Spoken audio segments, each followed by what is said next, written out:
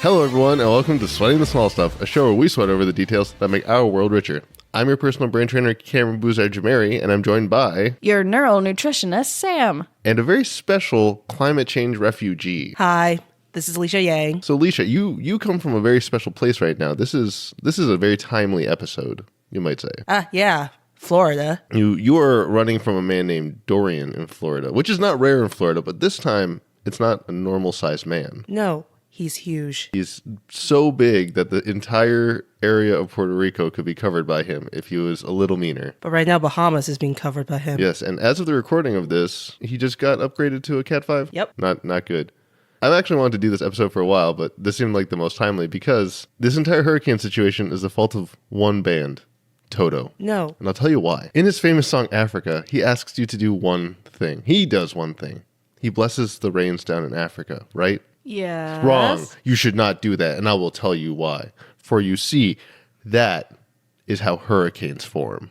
And that will be the topic of today's episode. What hurricanes do, and what it's really like to be a Floridian surviving them. So, first of all, let's get into the fun science of hurricanes. Yay. This is the problem with the song.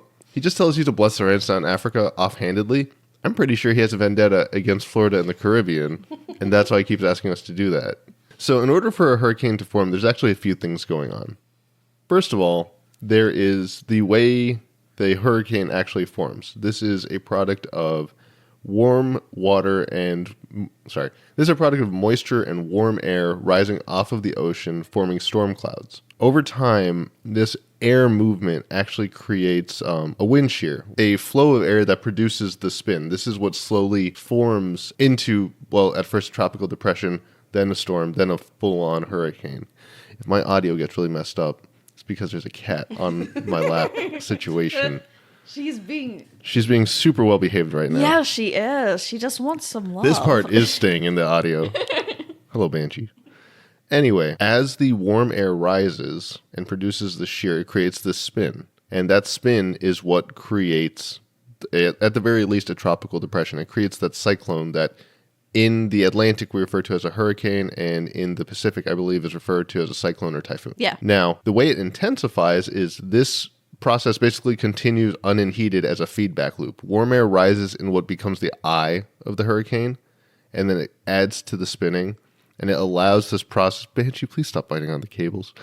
And it allows this process to intensify and intensify and intensify until you end up with a Category 5 hurricane. This starts in Africa. Basically, the way the Atlantic current works, the Gulf Stream current, it starts in Africa. Oh my God, Banshee, why? Why must you do this to me? The Gulf Stream current takes these storms and pulls them across the Atlantic. And the Gulf Stream current is a warm current. So it's feeding into this loop and drags it across the Atlantic to the Caribbean and Florida and the east coast of America. Honestly, that's what we're seeing right now, where it becomes, at the very least, a Category 1 hurricane. And in the worst case, like now, a Cat 5 hurricane. Now, as I pointed out, it needs warm air to rise. When it moves over land, it causes it to basically degrade. It doesn't get that same feedback loop that lets it build up and up and up. We have lots of islands in the way, right? Someone just say right. Yep. That help slow down this feedback loop. But unfortunately, sometimes as the current moves across the Atlantic and finds a nice little path that is unimpeded, it has just been building this entire time and becomes, in this case, the worst possible on a Category 5 hurricane. So... that's basically the gist of it. Is the because of the Gulf current, it starts in Africa. You bless those rains down in Africa, and then those rains form into a tropical depression and get dragged all the way across the ocean, and Lisha has to evacuate. Good job, Toto. So are we now gonna sweat over why we think Toto hates Florida? I thought we could save that part for the end. Unless you want to do it now. Let's do it now. Okay, Toto, why do you hate Florida? I can actually tell you what this actual song is referring to. Okay, yeah, go for it. It basically has to do with atrocities in Africa and how literally, like, the band's main singer, like, he was haunted by those stories. He had become aware of them, and they haunted him. Okay, I don't know why you're diminishing Toto's experience. By blessing rain on Africa does seem meant to wash away the past of all this atrocity. I think so. And unfortunately, that results in hurricanes. That's science. That's nature. In a way, that seems right. Because what is the hurricane hitting? Probably a lot of the people that did bad things to Africa. That's weirdly accurate. Because it always hits the south of the United States. And it always hits the Caribbean. I can say Caribbean correctly. And for those of you who don't know, the upsetting truth is that a lot of slave practice and slave trade happened to be in the south of the United States and across the Caribbean because of sugar plantations and tobacco plantations and other plantations and plantains. And plantains. So now that we've covered how hurricanes form and why this is super depressing, I thought we'd give everyone a little taste of what it's really like to ride out a hurricane, having all three of us being Florida veterans who've survived multiple hurricane seasons. So before we start, let's give everyone our hurricane credentials of how long we've lived in the hurricane area. Sam, you want to go first as being the veteran of not one, but two hurricane-ravaged states? Yeah, so I've had dual residency in Florida and Louisiana, so that gives me the great honor of hitting hurricanes from both sides. Let me see. I remember when I just moved to Florida was in '04 when they had like 3 hurricanes back to back in about a 2-month span that we all got hit by. Yeah, and like my grandma was retreating over to my place because she was further down south, and so she was just constantly coming up to our place for the weekend during that time frame.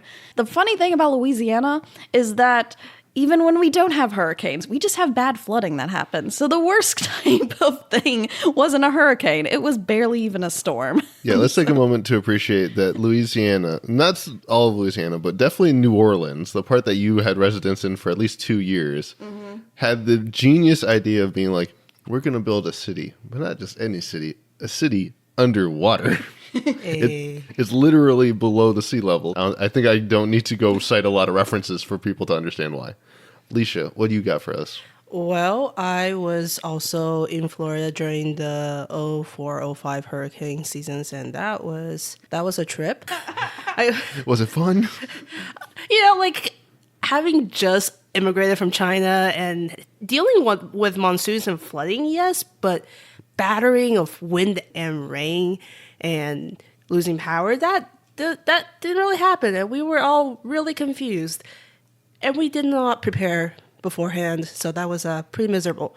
But more recent experience is Irma from 2017, so yeah, that was fun. And then I, your personal brain trainer, have lived in Florida my entire life, with the exception of the time I was in my master's program and very recently when I moved out of the state for another job opportunity. And the most recent hurricane season that I was in there for was Hurricane Irma, which I think everyone considers to be the most recent pain in the butt for Florida, with the exception of what was going on right now with Dorian. Oh, no, there's Michael. Oh, that's true. I forgot Michael. I guess I'm not, I guess I'm painting the world through my own lens. But I remember during Irma we had, here's the weird thing, and I think this is where I really wanted us to discuss like our actual experiences with hurricanes, because I imagine people all over the United States treat Florida like America's Australia, where everything's just going wrong all the time and things are on fire. Yes. But like a hurricane season, yeah, hurricanes are dangerous. They're forces of nature that are horrifying. But like Floridians, like we know how to get out of the way of them. Like we don't just sit there and are like, we'll ride out the storm with our shotguns and American flags. Do you remember all those Facebook posts saying, let's shoot at a hurricane? I do not remember any of those. Is that a thing? That was a thing during Irma and then Michael.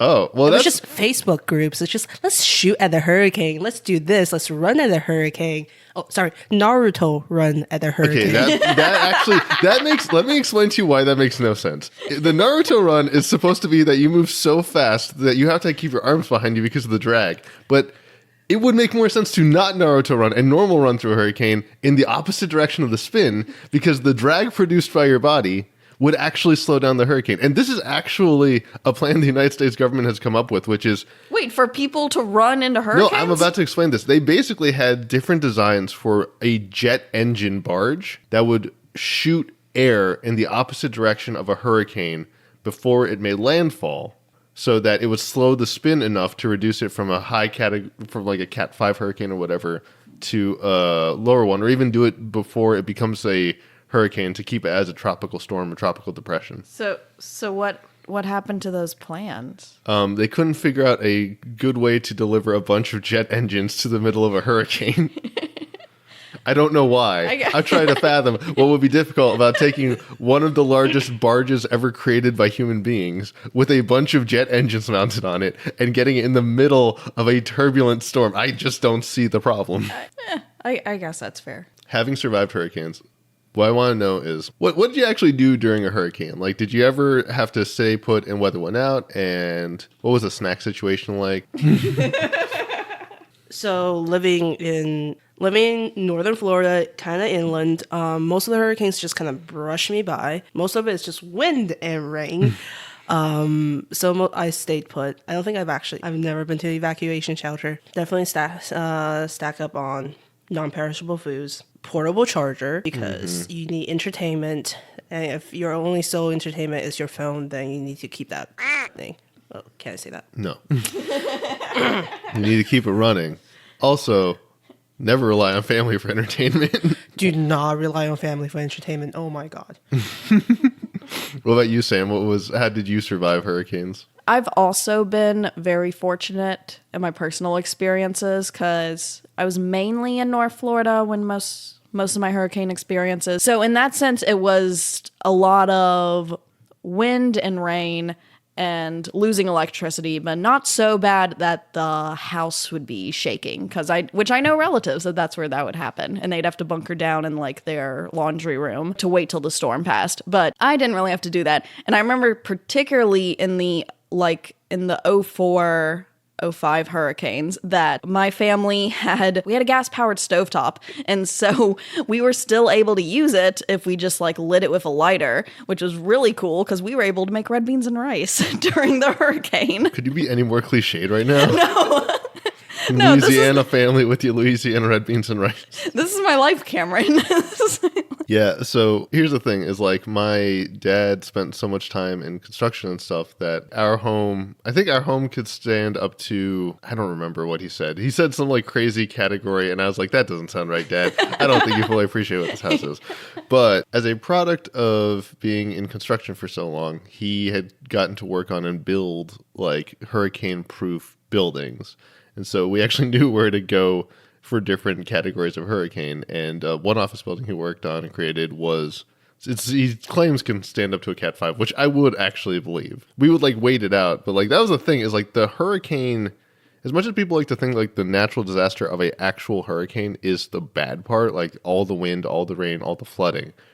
Honestly, the real hard part of a hurricane is after, when you don't have utilities, when you don't have a lot of things. And this was problematic for us because the way Florida prioritizes zones for how it restores power, for some reason the neighborhood we lived in was the like last zone. Like if you looked on a map, they basically had categorized zones. So like obviously hospitals, government centers, all those things get priority. Then higher population resident areas, then lower population. So like, because our town was like along the water. It wasn't like along the coast or anything. It was just along the water. And B, our town is kind of older and more out of the way. It was the last. Like we were the last spot on the last town. I remember sitting in my house looking across the street at houses with power and being like, what the heck, guys? It was just like our street. Our one street did not have the power, and it was mind-boggling. No, I remember because one time in middle school, whenever we would lose power, we would get it back in like a couple of days. And I think that's because we were really close to a grocery store. So that probably made our like close to a grocery store and close to like more businesses and close to those areas. So I think that put us higher on the priority list. But my friend who lived about 10 minutes out, or like 8 minutes away from me, and was kind of more in a rural area, like had like an acre of land to their house. You know, big roller. Like it took them a week or more to get electricity back. Oof. Yeah. Yeah, and then the other thing is, and people can tell you Irma was really bad because of how Irma hit Florida. So normally hurricanes hit land, they kind of like go across it. So in Florida's case, like it would go across it from the East Coast to the West Coast. and then just be off it and maybe go somewhere else. And by that time, it would have also reduced because it went over land for so long. Or it just goes into land and then dissipates because it doesn't have that feedback loop of the warm air helping intensify the hurricane. But it was super bad for Irma because it went straight up Florida. It basically landed in Miami and followed Florida's landmass straight up towards Tallahassee and then towards the rest of the United States. And this was problematic because the way Florida tries to prepare for hurricanes is we stage trucks and stuff in the part of the state where there isn't hurricane so that after it passes, those trucks can move in and deliver stuff. But if the entire state is the hurricane, there's nowhere to stage. They had to stage in outside of the state and basically drive through what was left of the hurricane to bring back supplies. The last Hurricane Irma that I experienced was so bad, not because there was a hurricane, but because of the way the hurricane hit completely messed with any ability for planning. So it took that much longer for utilities and services to come back. You kind of hit this. The main disaster from a hurricane is, so you can ride it out and sometimes you'll be just in bad situations and people will get injured. But it's from the aftermath afterwards and from flooding, if flooding does occur. Mm-hmm. Because sometimes you can have, this is kind of what happened in Katrina, is that besides New Orleans being a special case and a terribly built city, is that there was the Katrina hit and it didn't just go away. It actually stayed in the area for a few days, like a week. I think it was that one, or Gustav may have been the same way. It just kind of sat there. So you had a bunch of rain coming down in one area. And so of course that's going to be a lot of flooding everywhere. And flooding just takes a while. It takes a while to go down, and plus it just it ruins everything. I have many family members who have gone through flooding. I actually have one aunt and uncle that their house has been flooded twice. Oh no. in their lifetime. And so they've had to go through getting rid of almost all of their belongings twice in their lifetime because of that. I remember you telling me, I don't remember whether it was your parents or your aunts and uncles who had to stay with their neighbors in their attic. Yeah, no, that was my aunt and uncle. Yeah, New Orleans being fun. That was a flash flood that happened, and so because you live in a fishbowl. Because I live in a fishbowl. It's literally a bowl. I want everyone to understand. New Orleans is an entire land area that should not exist and would not exist if it were not for the levees. Yes. It is a monument to man's hubris. Yeah, but a flash flood occurred. So flooding came out of nowhere. Their neighbors had a second floor, like a 2-story building. They only had a 1-story home. So they actually climbed out of their windows and swam and climbed into the second floor window and then stayed at their neighbor's place until the water level went down. How long did that take? I don't remember. It may have been a day or two. Still, yeah, a day or two just being held in the second floor of whatever they had. And I don't think they had a working bathroom there either. Well, that's no good. I think after all this, it's important that we take stock of what really matters during a hurricane. What happens to Disney World? This is important because I know you're all worried. Yeah, sure, you 3 smucks have survived so many hurricanes, but what about our precious Disney World? I'd like you to know that when Walt Disney created this paradise in a swamp, he made every precaution to make it the most hurricane-proof place in Florida. Disney World, for any of you who don't know, it's very hard to tell this, is actually built 30 feet above the ground because there's no way to build things underground in Florida because of how because everything is sand. Everything is sand and water and muck, and the water table is very high because it's basically an island that somehow got attached to the rest of America. He built the entire place, the entire park, when you're in it, is 30 feet above where actual ground should be because there's so many underways and hallways and passages where supposedly his disembodied corpse continues to walk, searching for... And more importantly, where the people in the costumes can go and transport from park to park and be in a cool area because they have a bunch of, it's like a giant wind tunnel down there. But I want to be clear. When Disney World closes down, they aren't actually closing down because of danger to the park. Obviously, there's always danger when a high wind anything is coming through. But the park is in less danger than the people, and they're more worried about you. They want to make sure that you're not trying to travel to the park or be in the park or go anywhere that would put you in harm's way when you're coming to Disney World. And this is true for pretty much any park or major outdoor attraction in Florida, is they're, for the most part, capable of standing up to a Cat 5 hurricane. Otherwise, it would not be practical for them to exist. But when they close, they do not close because they need to do anything extra special for the park. They even have, they're called ride-out staff that stay at the hotels and things, so that as soon as a hurricane's over, they can start doing cleanup and taking care of the park again. Oh. So are you saying that the next Cat 5 that hits Orlando, I could just Go to Disney World, yeah. sneak into Disney World? You could go into Small World ride and have a whole new form of regret.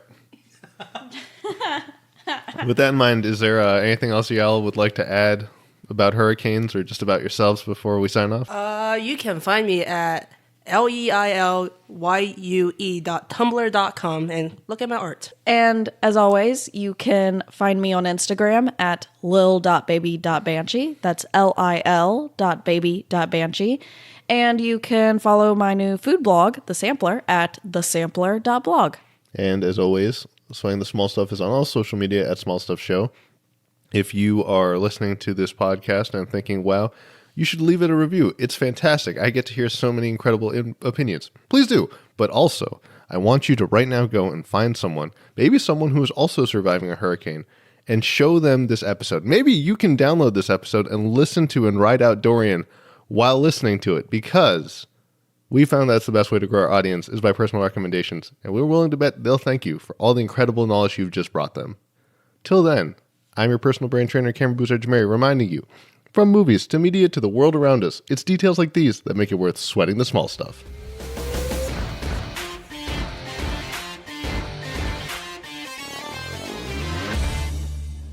We have to sing it now. Okay. I bless the Rains rains down down in in Africa. Africa. I bless the rains down in No, Africa. I'm not doing more than one come chorus. on.